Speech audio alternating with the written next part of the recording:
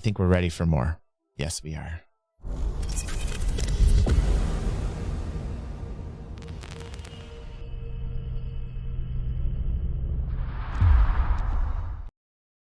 I don't know what I wanted. I don't know if I even want to attempt to watch this. I'm having a very good day today, and I feel like this video might tilt me or put me in a mode of rage, which hasn't happened actually for a very long time. I think many of you realize that in Discord.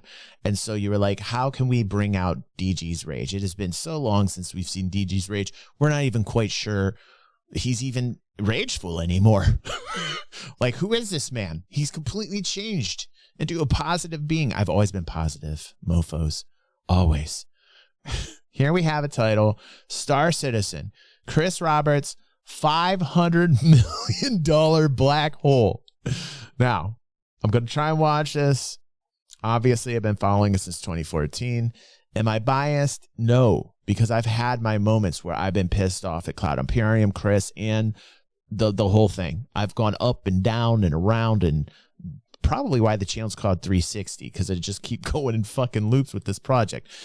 Right now, I'm very positive on the financial side of things with Cloud Imperium. They're bringing in lots of revenue. People are upset because they're not getting the type of progress they want to see, that they feel like it's not fast enough. And I just got to tell people, man, put on the big boy pants. This has been going on for years.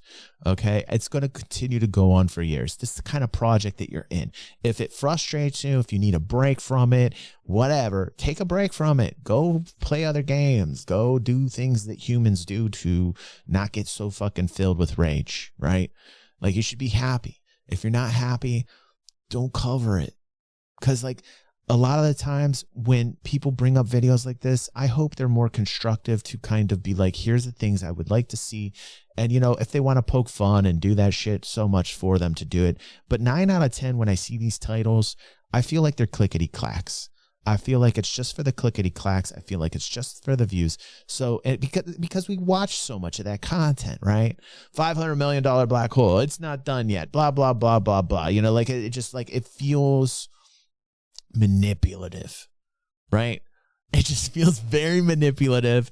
It's like a van where a creepy dude's offering you candy, right? And it's the best fucking candy in the world, but you know it's a van.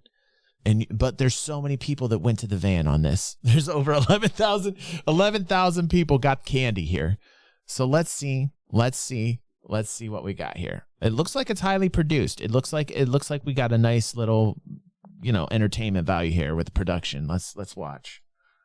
Well, my boy, that's a JPEG that your great-grandfather purchased over 75 years ago. Cost him $3,000, and one day you'll inherit it too, just like I did from my father. Can I play with it? What? No, of course not. The game hasn't been released yet. It's a pledge. You're backing the development. You're not buying anything, so it's not real. Star Citizen is a video game unlike any other. To some, it's the greatest feat of digital... Because that what that makes you think is that, like, there's nothing that's actually been developed and there's nothing real. Like, that's what that makes me feel right off the bat. Like, this guy does not know what he's talking about. Let's keep going.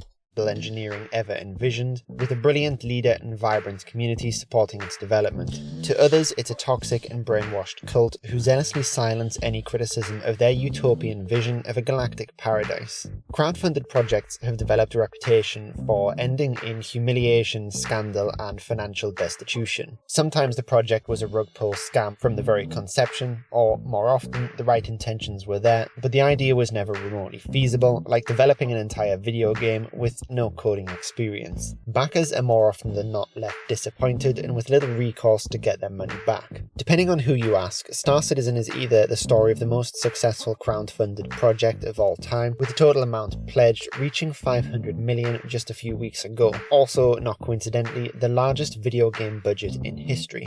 Or it's a story of abuse, exploitation, and sheer ineptitude. Despite being in development for over a decade, the game is still nowhere near completion, and anyone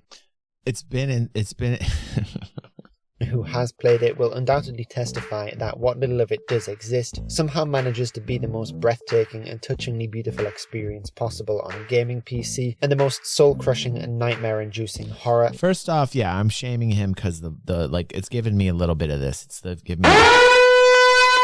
Warning, incoming salad vibes. starting to get that way. Like, sorry about that. I just needed to wake myself up a little bit. If it startled you, that's a good thing.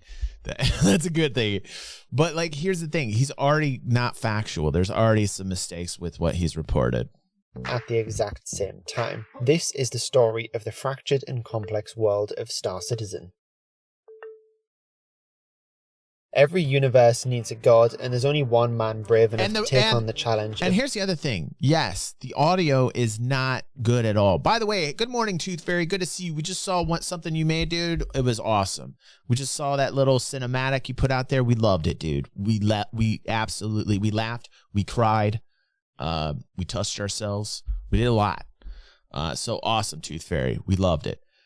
We're watching something here that started to give me a little bit of salad vibes. Somebody asked me, DG, what is salad vibes, right? We're always creating new terminology here, new verbology, if you will.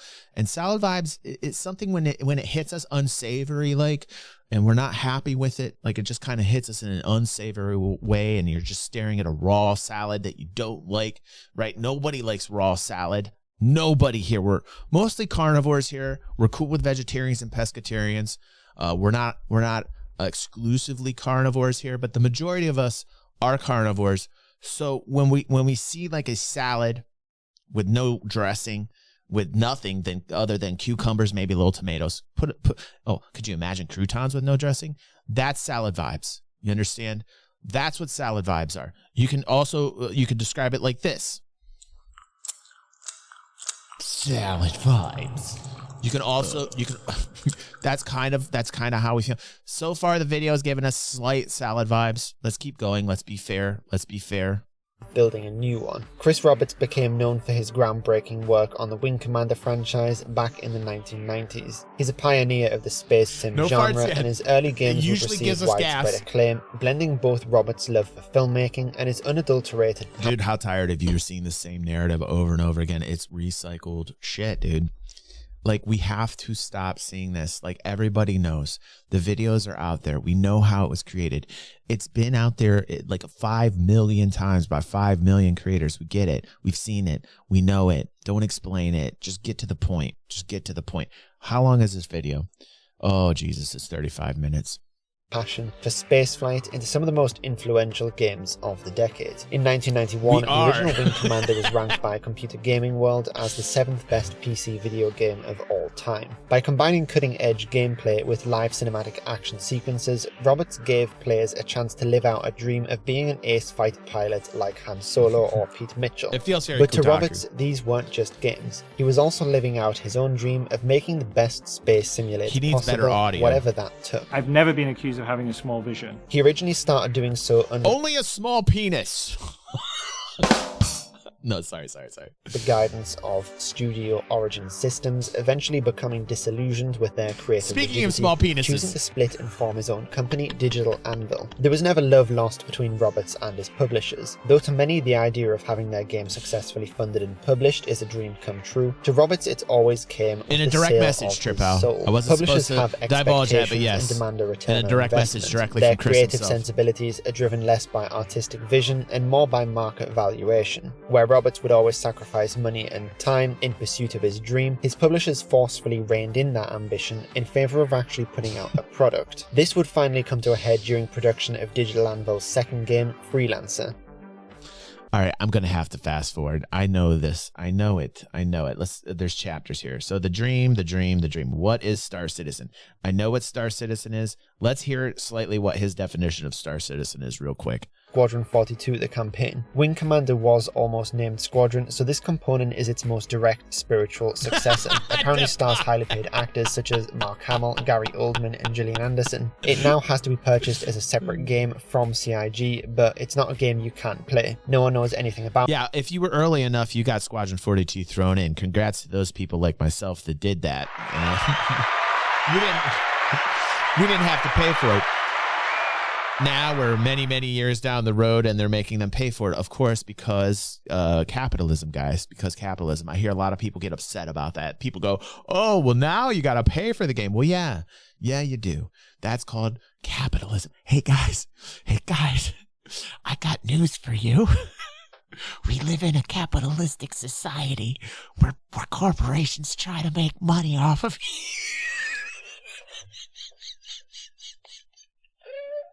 about it or has even seen it. It's been MIA for many years. Wait. The other 3 modules... What is this capitalism? Wait, I'm not quite sure what capitalism is. You mean they try to take maximum purchasing power away from you? They try to take that away so that they can gain maximum purchasing power to take over the world?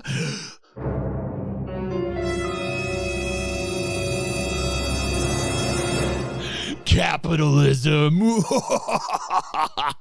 You can play. First is Hangar, which was the first content to be released in August 2013. Anyone who's ever stood in a garage and watched their unmoving car will know what it's like to experience Hangar. Now, being fair on it, like a garage, you can put some decorations around your space car, like a space fish tank. Next is Arena Commander, a significant milestone released Okay. I know what it is. What else is Star Citizen? Let's go. There's something other space sim games like Elite Dangerous and No Man's Sky can't replicate. Elite No Dangerous. And, I did hop in No Man's Sky and experiment with it a little bit.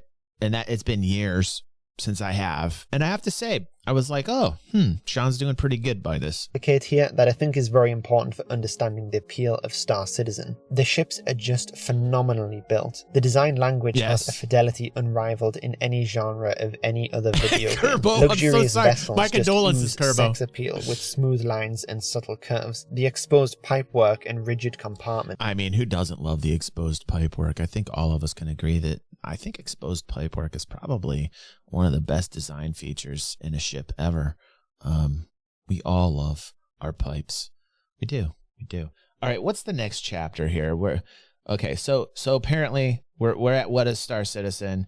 I'm sorry, guys, and I'm sorry to this creator as well. I'm not trying to be an asshole. I'm just naturally an asshole. Next chapter, Sunk Cost Galaxy. Now, this is an interesting portion of the show financially, and we talk about this with the creator of Sunk Cost Galaxy, Bucha. Also ATX Blinky, a.k.a. ATX Blinky. We've had Bucha on the channel before. Nice dude. I think so. I'm not quite sure about the whole Sandy thing. I wasn't too hip with that, how that was treated. But in general, Bucha seems like a nice dude. And we talked about the venture capitalism side of things. We talked about the financial side of things years and years ago when I was very concerned about the business model, when they weren't posting profits. You can check that out on DG360, by the way. Hi, if you're viewing this on YouTube, please click that like button. Consider joining up. We've been doing this a while. So here we get into the section of Sunk Cost Galaxy. Let's listen a little bit what he has to say about this. It'll take 15 minutes to make that same long walk from bedroom to your ship. It's fun once or twice, but after the 5th time, you start to realize it's all poorly disguised filler content. You can't do anything in the room, and the entire journey is just W-keying forward. If you explore around too much, you'll kind of realize that it's a lot of dead-end doors and places that you can't actually do anything inside of. Launching certain ships out of the ridiculously large gas giant Crusader can take up to 20 minutes of real-time flight. And much like the train, there is nothing to do while you're in flight, so you're just sitting at your desk waiting. Traveling long distances is also pretty tedious. By the way, you got to have patience to play this game, by the way. Can we just give an applause for people with patience? We call them adults.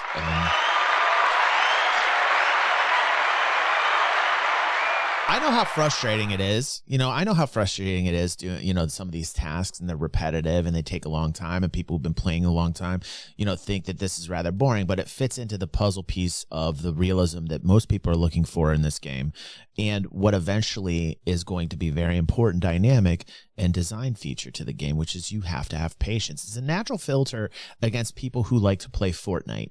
It's a natural filter against those people that only love to play Fortnite in any game made by Tencent. And I happen to like it. It's the adult ratio. And the thing is I like that filter. I respect that filter. It keeps the kiddos away. I generally think that most games can kind of break down into a toxic lump of garbage when there's too many kiddos in it. And when the kiddos get in, then you start seeing like a lot of shit that like you wouldn't normally see, that makes your experience less immersive. So I respect it. If you have to cross the galaxy, journeys from one planet to another can take painfully long at times. Because if we're really focusing on the core feature of Star Citizen, which I believe is multi-crew gameplay, the reason why Quantum takes a long time and should remain to take a long time is because when you're in one of these warps, right, the cool thing is you've got some ships that have areas that you can sit down at a table, do things, socialize, talk to people in the game, strategize, talk about an operation that you're going to do, whether it's NPC and PvE driven or whether it's PvP driven. These are the reasons why this stuff has to stay in the game. And for people that are wanting shorter times and shit, I would just say keep in mind that this game is going to give you realism, right? This game is going to take some time and you have to be patient. Friends, this is more bearable, but alone I personally find myself unable to play the game without... Well, it's an MMO, and it should focus on more about the player, because I believe that we got to get back to our roots. Like, MMOs should get back to their roots. If this bothers you, then probably play another game. And, you know, people get mad when I say that. Like, I'm exclusively telling people who don't like this play style to leave, right? And you know, here's the thing. There are so many games out there to pick. You know, what I'm saying is realize what you're putting yourself into. Realize what it is that is being designed here. It's not an irrational thing to talk about. It's very rational to talk about. There's a lot of games out there that, you know, there's a lot of flavors out there.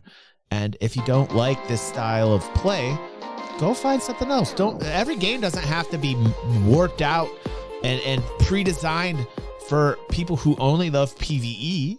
There's so much of that right now. Welcome, Charlie. Glad to have you here, bro.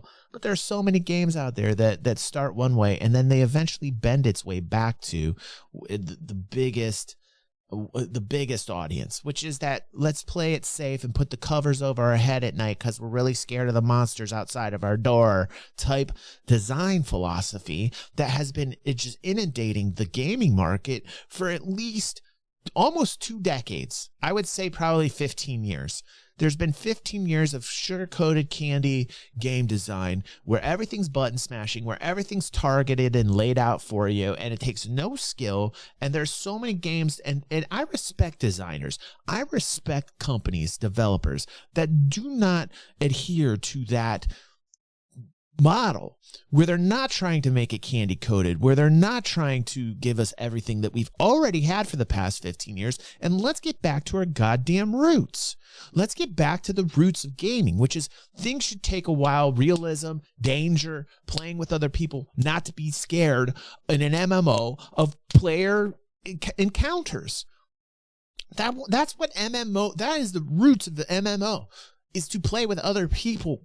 You know, this is one of the reasons why Elite Dangerous, it flops back and forth. You get a large portion of PvP that goes in, sees it's busted, and they go back out and they come back in every patch to see if that's back in the game or not, right? And, you know, I get it. There's a lot of people that want that solo play, and that's the battleground. That's the battleground that happens with a lot of these games. I respect the fact that Cloud Imperium's designing this to be a dangerous game. I respect that Cloud Imperium's keeping this real. I like that Chris Roberts is focusing on player-to-player interactions. I like a big sandbox where I actually have content and the people are content.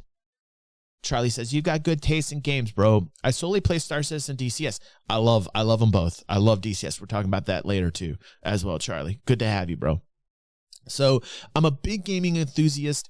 I love game development. I've been in game development probably close to 10 years, just watching it, following it, researching it. I know a lot of the phases with game development. I'm very big into watching a title develop. I love it. I love indie games.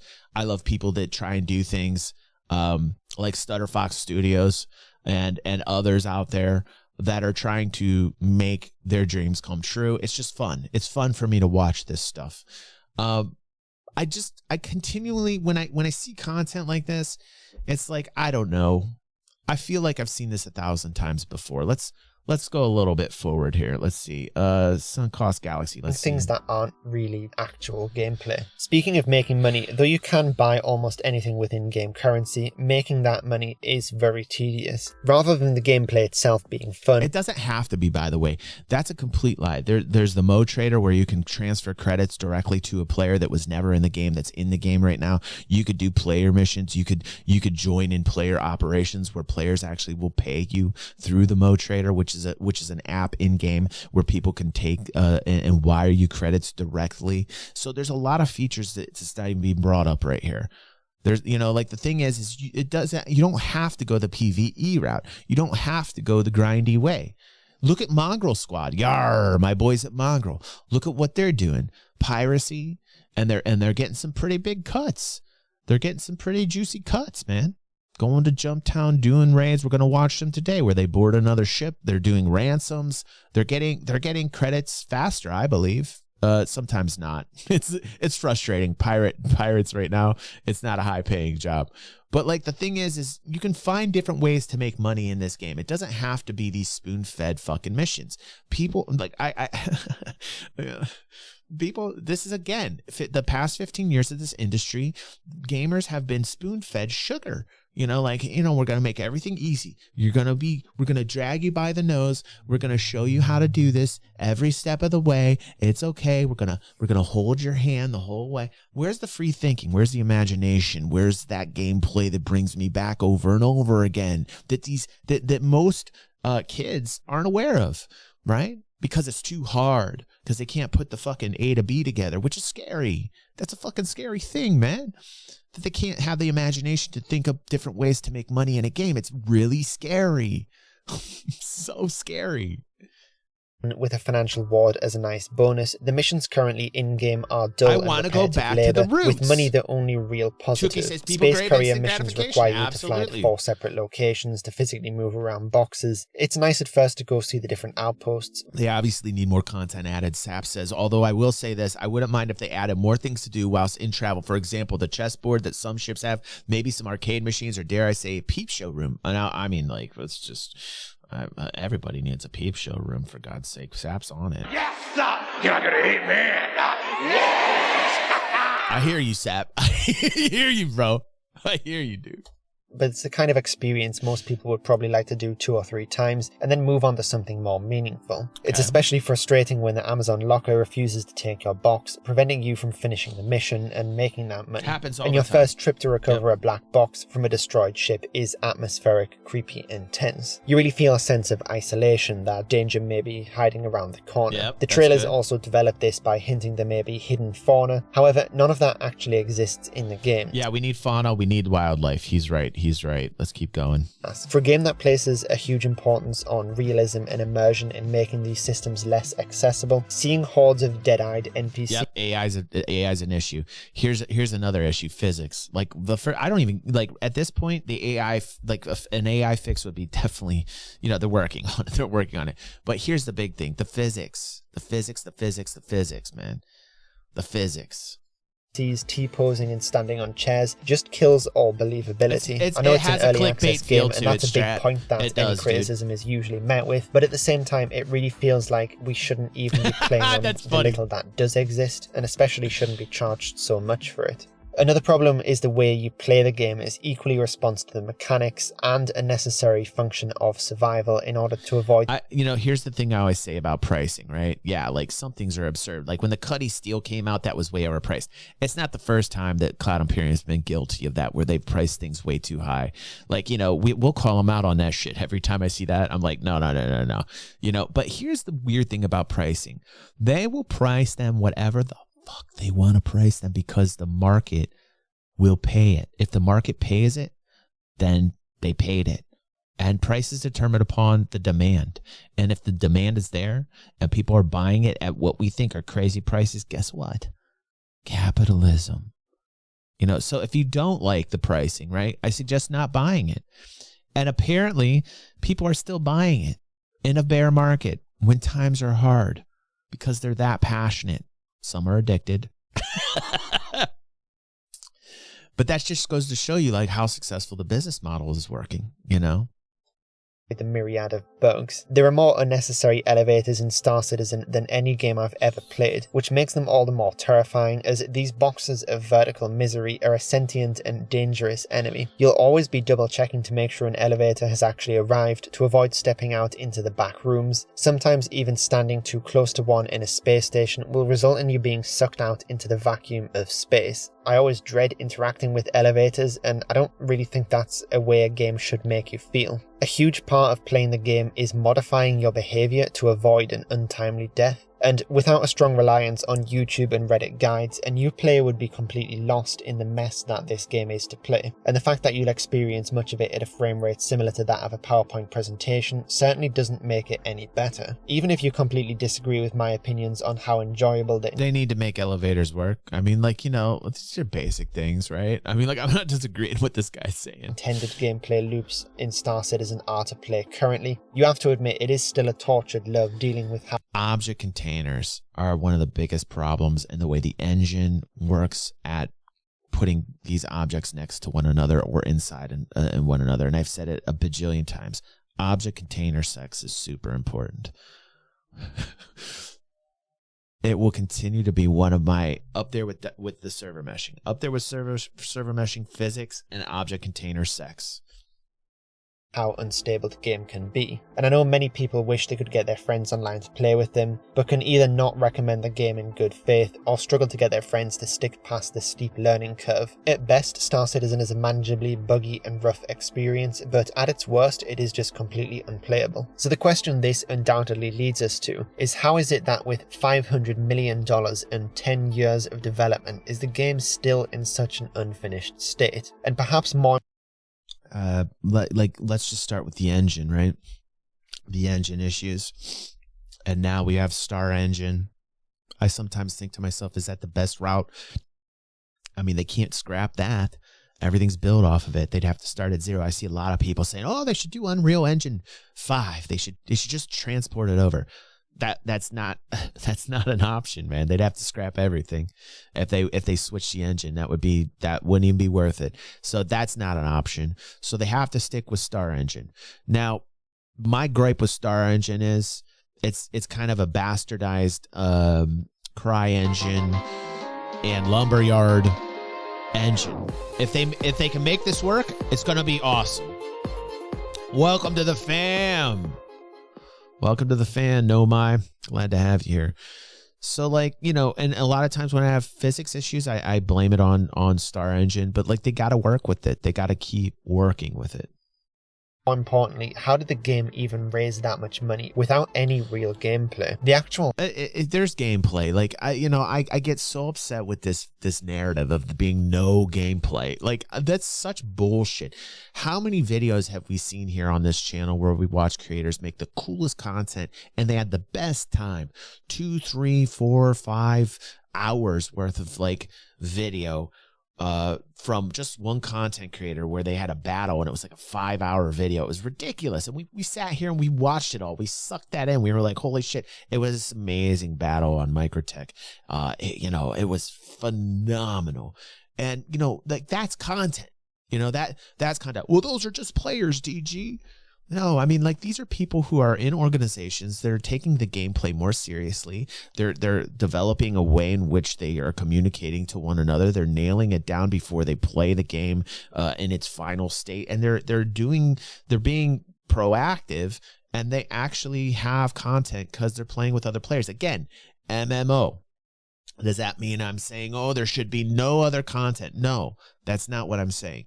Obviously, we need more content, okay? But don't forget the other side of the coin. Don't forget that people are playing this game, having a fun time now in its sandbox state.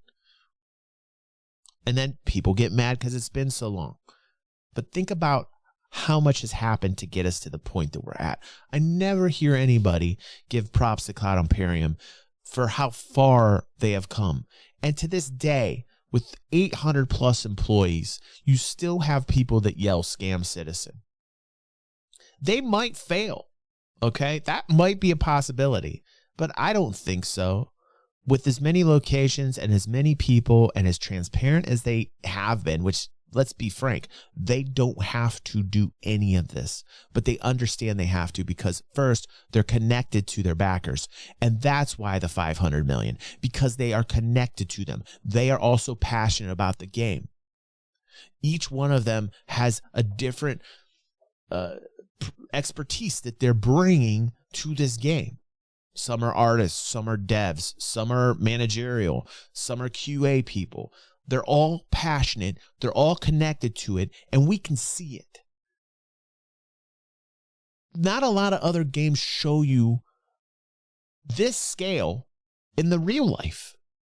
And if they did, they would be a hell of a lot more successful. I say this all the time about Star Atlas. If Star Atlas did this, wow. I think what a difference that would make in the perception of people. Most people think Star Atlas, oh, fuck that. You know, I'm on the fence. I'm on the fence because I love the space. But still, this is real. This is not a scam. If they fail, it's all managerial. It comes down to the business, right? If they fail, it's all real life managerial issues, right? If they succeed, it's going to revolutionize the gaming industry. You already see people picking up this model. They're one of the very first to actually bring money in from people that want to play the game. The connection is there between the gamer and the developer. That is a hard thing to do. That is a very hard thing to do. Next chapter. Let's see here. Well, we got development. Okay. Let's see what he says about development. What? The game at over a decade later. The right expectations for going into Star Citizen are pretty crucial, and I wanted to point out how it differs from a traditional development. Okay. Usually, rounds of funding are supplied from publishers to developers as the project hits certain milestones. It's a well-tested traditional method for maintaining accountability. Developers need continuous funding, or the expensive production cycle will grind to a halt and the studio will collapse. Publishers only make money on games that have been released and can be sold. By having to hit specific milestones during the cycle, it in theory keeps the developer focused on actually getting the project out and prevents the budget having to infinitely increase because of scope and feature changes. Yeah, but it also limits the entirety of a game. Do we have like a rational counterpoint to what publishers do and the reason why they switched to this model? The entire reason why this model came about was they didn't want time constraints. They didn't want time constraints. And everybody who's on board should know that. If they don't, they know now. There is going to be like no time constraint here. There's literally no time. There's no publisher. There's some bad things about having a publisher as well. That the vision doesn't get totally realized, right? And most of the feature creep that Star Citizen was voted in by us, by us. We are the reason the game's taking a long time. There's a lot to be put on us as well. We want everything from this game. We voted for it. Like a lot of that responsibility lies on the backers as well. And you never hear that. You don't hear that. And audiences buy that game and generate the profit Legion. for both Have a the great hard day, work bro. of the developers and Wonder the what risk Legion's- the publishers Legion took made me in hungry. financing. Legion's Though there is going to no eat. one standard format, developers often make money from the publisher at key stages, such as when the game is first playable, in alpha, code freeze, where nothing new is added to the game. I feel like this is all like redundant stuff that we've all watched before. Like I just, it's hard for me to like, I apologize to this creator when this goes out there. Like really, I've seen a lot of this, dude. So like if you're watching this and you're seeing me react to this in this way, let me just say, like, I know this took you a long time to do. It's not an easy thing to do as a content creator to like, to amass this amount of data and to edit like a video to do this. It's not an easy thing to do. It's just that I've seen this 1,000 times regurgitated, you know? Wants his game to be made, and that is exactly the way it's going to happen. Throughout 2014, audiences were routinely lied to by Roberts that Star Marine was right around the corner. In reality, due to a lack of proper communication and documentation, IllFonic had designed a version of Star Marine that was incompatible with CIG's Frankenstein engine. Roberts decided to fire IllFonic and bring that work in-house, delaying the module's release and wasting considerable time and money. But when you have a managerial and yeah, like, dude, yeah, I mean, like, it's managerial and is he going to be the person that can get us through this? I think so. I just think that he is so determined to put this thing out that you know, and there's so much money behind it. I mean, like, I say this a lot, but like throwing money up against a problem doesn't always work, right? But when you have the money that they have, like, it sure does help. It sure does help. You can make a lot of wrong decisions, and that cash is such a big pile that, you know, you're going to find a way to get there eventually. But like, you know, is he a blubbering fool? Is Chris like Aaron might be? No, sorry, Aaron. No, Chris isn't. I mean, to get to this point and to pay 800 people in real life, you're not an idiot. To create something from nothing, you're not an idiot. I got news for people. Like when you create something like this from the inside of your head, right? This is why people followed this project. A lot of people got into this because they are aware of what Chris is capable of. You know, sometimes Chris might come off a little goofy on cam. It's the nerd in him. It's the coder in him. And I fucking love that.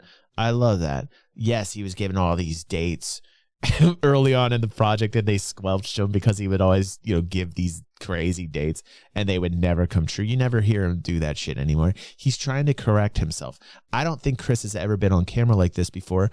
And I used to think Chris used to love being on camera because of his background with being a director. And, you know, there was a point in time when Chris did like to be on the camera. But I think all the ridicule and all the memes and all the jabs after the years kind of made Chris just like, you know, just kind of get off the camera and, you know, let other people do the job that should be done by other people. Frankly, he's a CEO. I don't want to see him on the fucking camera all the time. Right. I miss Chris. And then the funny thing is we watched CitizenCon, by the way, you know, everybody who joined that day, we had a blast. We had a blast here on CitizenCon. It was probably one of the best streams we've ever had. And, I was like, oh God, Chris is going to come on. Great. And then Chris got on with Junior Chris Roberts. Like, and it was like watching Chris talk to a younger version of Chris, and then the younger version of Chris talking to the older version of Chris. And it was a very weird situation that was going on there at CitizenCon. And then all of a sudden I was like, why did I ever want this? Like, why did I ever want to see Chris? In fact, Noobifier put out the keynotes when Chris had talked. It's like a 2-hour video, and I go, holy shit, this is the longest video I've ever seen from Noobifier. I thought he was going to take those 2 hours and condense it into like a very small 5 to 10 minute portion. You know what I mean? Like, that's the funny thing. So Noob, I know you watch, bro. If you're seeing this, man, I was like, holy shit, 2 hours from Noobifier. This is like, what is going on here? Oh, it's magic. like what is going on? But yeah, like, oh, did he? He broke one down into 26 minutes. Good for him. But yeah. So anyway, let's just keep going here. Let's see what's next. We got Space Pegs. We all know about that. He's gonna, okay, Empty Promises. Okay, so let's watch the last of this. It's like 4 minutes long. About Empty Promises. And thousands of dollars investing in this game, because if Roberts could actually achieve it, it would be pretty incredible. But this is a really big part of the problem. By the way, no progress here. When discussing the success or failures of Star Citizen. If you look at any criticism about the state of the game, it's always met with a response of this will be fixed or will work when X is sorted out. Huge portions of the game can only work when other theoretical pieces are in place, server meshing being one of these. This piece of technology holds back much of the proposed content Star Citizen could one day offer, but the feasibility of actually implementing it is somewhat questionable. I'm not going to go deeper into server meshing because I think I already made my point about how to Roberts, the idea of compromising his vision and scaling back the game is always going to be second to even the slimmest of possibilities of achieving the most technologically demanding option. But even if we were to trust CIG's most recent timeline, it won't even make it into the alpha until midway through 2023. Personally, I'd rather just have a fun to play space sim game. I don't need to migrate my entire personal identity into the Star Citizen metaverse, but I get some people want that, even if it means waiting until the game stops being science fiction and actually becomes a historical adaptation. It's very difficult to trust Chris Roberts' expectations of delivering anything after a decade of development. After so long, the level of polish that's going to be needed to justify the time is huge. Arguably, Squadron 42 not existing is probably the best thing it could do to promote the game. Because it doesn't actually exist, backers are free to envision however grand a dream they want. Even if the campaign is just okay, it could seriously damage the project's reputation. And every year of additional development that passes means the I don't think Squadron 42, even if it comes out a big old stinker, is going to affect really the PU that much. Stinker and PU. Did you get that, Pepe? Anyhow, I do think if Squadron 42 comes out and it flops, I don't think it's going to affect most of us. I think most of us are looking for that persistent universe gameplay. However, I am not a very big solo player, and I'm looking forward to Squadron 42 because it's going to be that choose your own adventure kind of style gameplay that I love that Wing Commander offered me. I love replayability on solo games. If you can give me a solo game that I can hop back into after I've finished it time and time again, that's a banger. And that's exactly what Wing Commander did. That's exactly what Freelancer did. That's exactly what Privateer did. These are all titles that Chris has like this replayability built into all these games that just keeps bringing you back into the game. He's very good at that, by the way. Chris is a fucking pro on making those types of games. Sure, some of the dialogue is going to be cheesy. Sure, it's not going to be everything correct. Maybe, you know, us sci-fi fans and how, trust me, we are down to the minutiae and detail with how much realism we want from our space games. But you also have to insert that factor of fun, you know? And that's a great discussion to have, but not here. Let's keep going. Expectations for what both Squadron 42 and Star Citizen have to deliver get increasingly high. Chat's the sunk going cost AWOL. Fallacy is reflected in the way some of the What is there drama happening in the chat? Am I gonna have to kick somebody out? Who am I kicking out? Is it Sketch? Is he going too hardcore? Sketch, are you going too hardcore right now? It's not finished. They lied and you're in denial. Calm down. Sketch, you're coming off really like even like when I'm reading this, Sketch, just so you know, dude. Just so you know. Dude, just take a breath for a second. We're having fun here, dude. We're having fun. Because I couldn't even get like halfway through and I already feel the intensity coming from Sketch. Hold on. It's not finished. They lied and you're in denial. Calm down. It's okay to admit Lee lied about being finished. Calm down, Lou. Oh, Lou's here. Lou, how you doing, Lou? Good to hear. Oh, we got Sketch and Lou. I feel like they're brothers. I feel like Sketch and Lou could be brothers together. Most diehard supporters viciously attack anyone who criticizes the game. It's not unheard of for people to receive death threats, even when suggesting that maybe $27,000 is an excessive price to charge for an in-game package of which most of the content isn't even real. The mere suggestion that Fingers, I feel that's funny coming from you because I feel like Fingers is Damon. I feel like you have an alt account, Fingers, because you and Damon should be brothers, dude. Stream might end up as vaporware, gets people very agitated, and this is reflected all the way back to Roberts himself. CIG released the roadmap to trap development progress, but ironically had to delay it while they worked on developing the tools needed to make the roadmap. Then it was somewhat controversially removed because Chris Roberts thought it was Yeah, but like why? Like, listen, I know that he made like comparisons and did the Elite Dangerous thing in here, but like you're very ultimately like very ultra passionate about it. And that's good. That's a good thing to be passionate. But like it's veering towards the dark side. It's veering towards the Sith right now. Do you understand? Like you're so passionate about it. The hatred is coming through, Sketch. You understand? You're essentially Anakin Skywalker in that scene, right? With Obi-Wan, right? And you're choking out Amidala. You're choking her out. You're choking out your wife right now. And like, we're just Obi-Wan. We're just looking at you, Sketch, like you're Anakin. And we're like, dude, settle down. Don't go to the dark side. You understand? And Sketch is just like, like you can almost feel like that negative energy coming, like the Sith and the dark red saber lights up and that fucking sword battle, which is probably the best sword battle of all time. That fucking Obi-Wan Anakin sword fight is possibly, can I get some applause on that one, Peppa? I've seen nothing compared to it. I've seen no duel ever compared to that one. That was just probably one of the most epic sword fights, may I just say. Thank you, Sketch. Look, your negativity brought positivity. You see what I did with your negativity? I took your negativity and I absorbed it And then I just kind of wrapped it around and I served it back on a platter to you to remember the amazingness of and that's supposed to teach you a lesson, Sketch. And not in a diminutive way, right? I'm not being an asshole. I'm trying to help you, like, just shed that negativity off. You understand? Just, is Sketch still here? Where's Sketch at? I feel like Sketch is very quiet now. But like, I do this. I care about you guys, right? Right. Very professional. Thank you, Tooth. Yeah, right. Thank you, Tooth. Thank you for that. My head is much larger after you said that. But I want Sketch to realize that I love him, first off. It's magical. Do you understand, Sketch? Do you understand? Oh, Jesus Christ. Distracting that the community tried to use that roadmap to hold the dev team accountable for the missing deadlines. What little of the roadmap does exist right now is obscured by the volume of meaningless deliverables. What I want to know is whether this game is going should I have to explain to Sketch, please? It's very important that when this highlight comes out, okay, that you watch what I just said, that you obviously you're coming in hot, buddy. Like, you know, and I'm trying to help you out here. And we compared you to Anakin. I can't, this whole video, it's just, Pepe, get us back to the show.